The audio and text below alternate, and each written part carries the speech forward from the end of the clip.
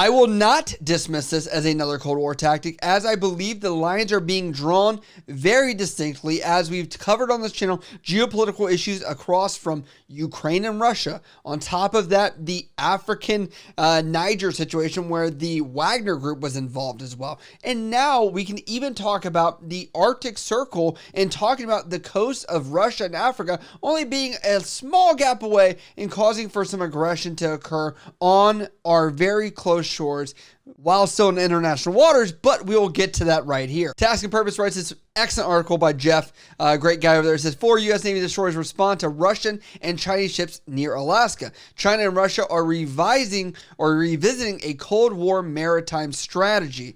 I agree with that. They are revisiting it, but there are some other topics I'm going to discuss here. They say 4 U.S. Navy destroyers monitored a total of 11 Chinese and Russian ships, which recently conducted a patrol near Alaska, a defense official said, and says the USS John S. McCain, USS Benfold, USS John Fenn, and USS Chung Hoon kept tabs on the combined Chinese and Russian patrol, as is customary during some military exercises, the official said. We are talking about 4 U.S. Navy destroyers that were executing a patrol to monitor these.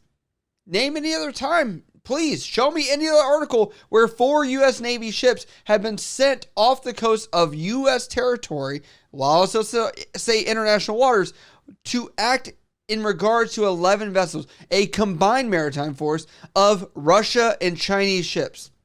Haven't seen it. I've been covering news for the past 7 years, reading it back and forth, and this is something I'm not trying to just fearmonger. I'm trying to sit here and say, like, I've never seen anything to this level. We've seen, for example, in the Mediterranean, where the USS Donald Cook had a passover by a Russian fighter jet of some kind that I don't know the specific one, but it still happened. That was like a 1-to-1 ratio, okay. But on the scale of this is a higher aggression than we've ever seen before. It looks like this Master Sergeant Benjamin Wiseman does respond and speak to this and says, air and maritime assets under our commands conducted operations to assure the defense of the United States and Canada. Wiseman said in a statement to Task and Purpose, and says the patrol remained in international waters and was not considered a threat. Now, I will tell you that, yes, 24 nautical miles, cool, awesome, that is off the coast, you are not there, but many people don't understand how fast the capabilities of these ships are, that they could easily pop in, pop out if they wanted to.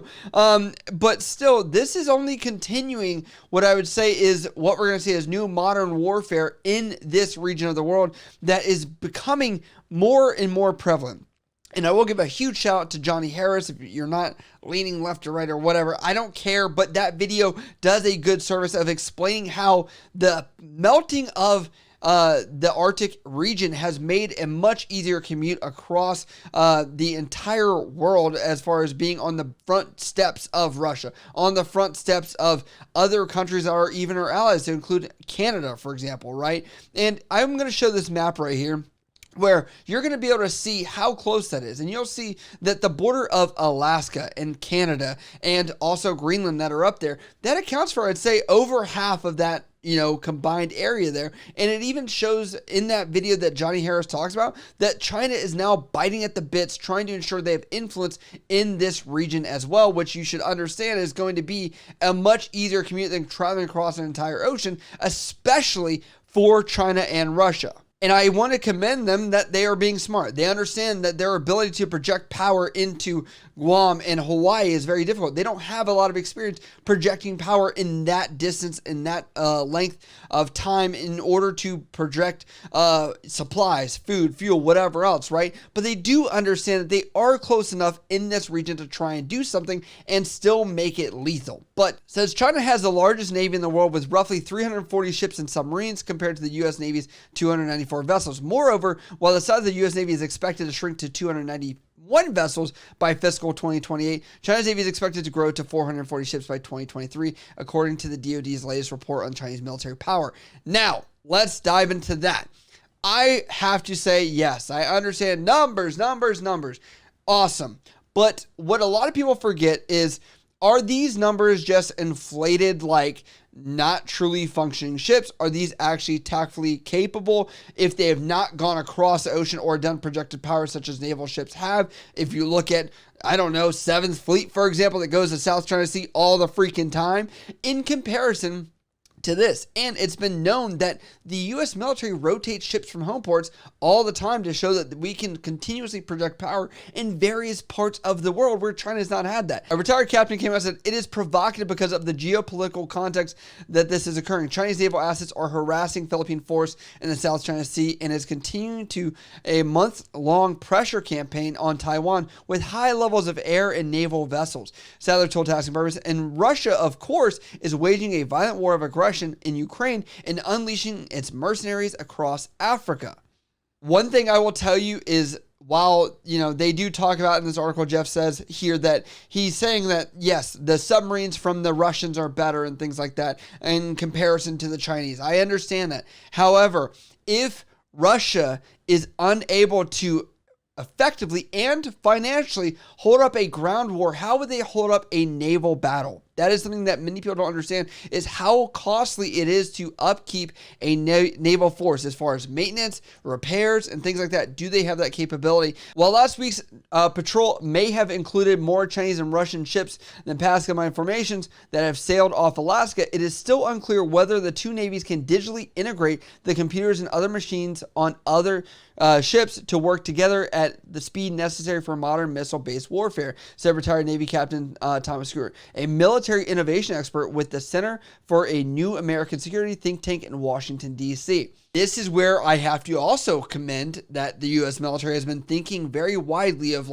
okay, we cannot build every ship necessary. We cannot make sure that we have every aircraft necessary, but we have to cross-pollinate this. This has been very evident as, you could see so many different exercises and experimentations that the U.S. military has done landing on British aircraft carriers, for example, and have we been able to make sure that we have something like an Osprey, for example, that has the ability to take off and go forward and backwards or whatever else, or like the F-35, for example, right? Looking at these multitude of ways that we don't need an entire carrier for every single time we want to take off some kind of aircraft that has this lethality out there. So some of the top officials were saying that we're acting like adults, and they continue to say, just a month ago, bombers from both Russia and China, Russian bombers landed in China, and then they flew a joint mission into the Philippine Sea towards Guam.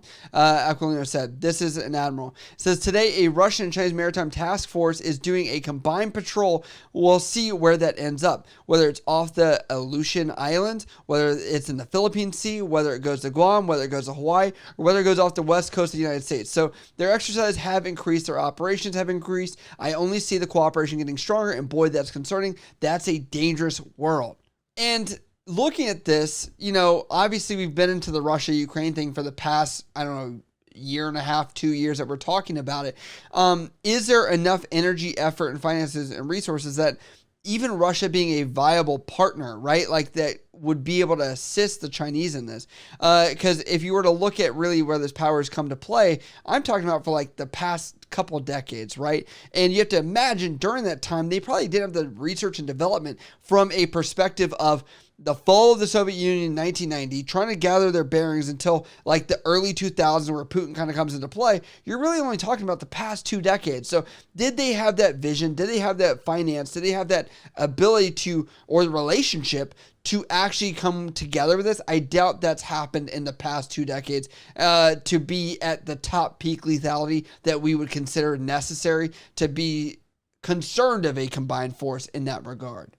They may have some big heads here at the War College over in Newport, Rhode Island. And they're saying here, so our Chinese and Russian friends are borrowing a playbook from our playbook, referencing to the aggression during Cold War being off the coast. It says, and from the old Soviet playbook, Holmes said, the signaling part is twofold. They're announcing to us that they can operate in our backyard and thus are demonstrating capability. And they're announcing that they are serious allies with a compelling common purpose, namely to outcompete us. It should be known, obviously, there are military bases that are also located in Alaska. You don't have to be an idiot. You could Google some of these and understand that obviously we are not just sitting ducks sitting in Alaska, just watching them do this. As far as military base establishment, I would love to see if there would be any thoughts of having a Navy base up there. I'm sure there's been that, but I don't know the logistical and barriers for weather or anything else that went on. But obviously as time changes and maybe climate gets a little warmer, it might be a valuable asset to actually use that. This bigwig also says, the more Russia and Chinese navies operate there, the more assets we have to send to monitor them, and the fewer assets we have to commit to the North Atlantic, Mediterranean, Baltic, or the Western Pacific and China Seas, Holmes said. So by making a demonstration near Alaska or wherever, they can hope to ease the naval and military pressure in places they care most about. That improves their chances of success against Ukraine, Taiwan, or whoever. So essentially, he's saying that the U.S. Navy is going to have to play whack-a-mole. And this is going to be a very important when we talk about DoD congressional budget and what they're going to say we need to do as far as getting more ships on board. The next presidential election, right? I have a theory personally that I think that we're going to see something during the change of power, because I feel like when you have decreased communication, trust, things like that, as shift from one executive branch to the next and things like that, and you see this turnover of power, which can be our strength and weakness, I believe that's when one of these guys are going to take the advantage and try and put us on our heels. But that is enough speculation here. I want you guys to tell me about your thoughts down in the comments below. And if you guys like what I cover here on the channel, hit me up over on Instagram, Snapchat, Twitter, TikTok, or down in the comments below. I love you guys. I'll see you next time.